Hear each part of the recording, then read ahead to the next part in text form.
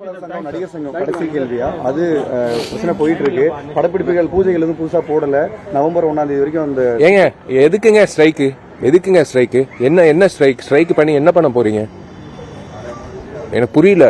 Strike பண்ணி என்ன பண்ண போறீங்க? வேலையை நிறுத்துறீங்க. எல்லாரும் வேலை வாய்ப்பு இல்லாம எத்தனையோ பெப்சி தொழிலாளர் இருக்காங்க.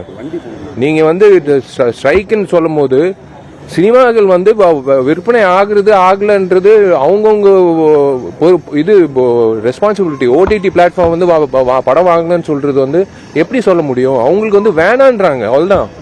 நம்ம அட்ஜஸ்ட் பண்ணிக்கணும், நம்ம அடாப்ட் பண்ணிக்கணும்.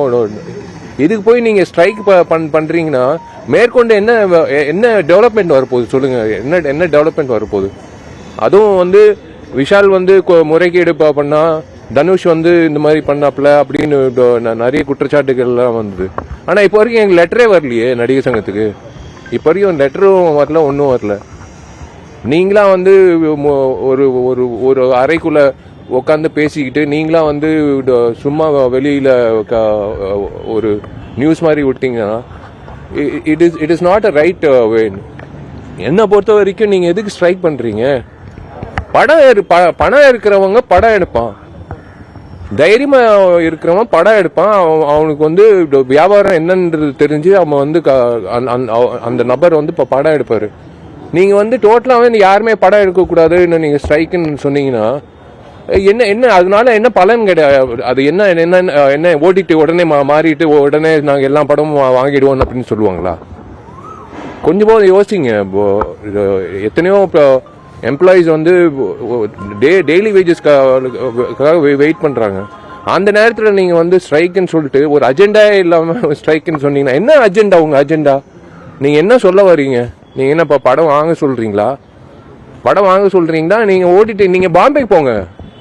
20-30 ப்ரொடியூசர், பெரிய ப்ரொடியூசர்ஸ் எல்லாரும் ஃபிளைட் பிடிச்சி பாம்பேக்கு போய் எல்லாரையும் அமேசான், நெட்ஃபிளிக்ஸ், ஜிடிவி எல்லாரையும் சந்திச்சு என்ன முடிவு, என்ன பண்ண போறீங்க, என்ன அடுத்தது, ஏன் படம் வாங்கலன்னு நீங்க அங்கிட்டு போய் கேளுங்க.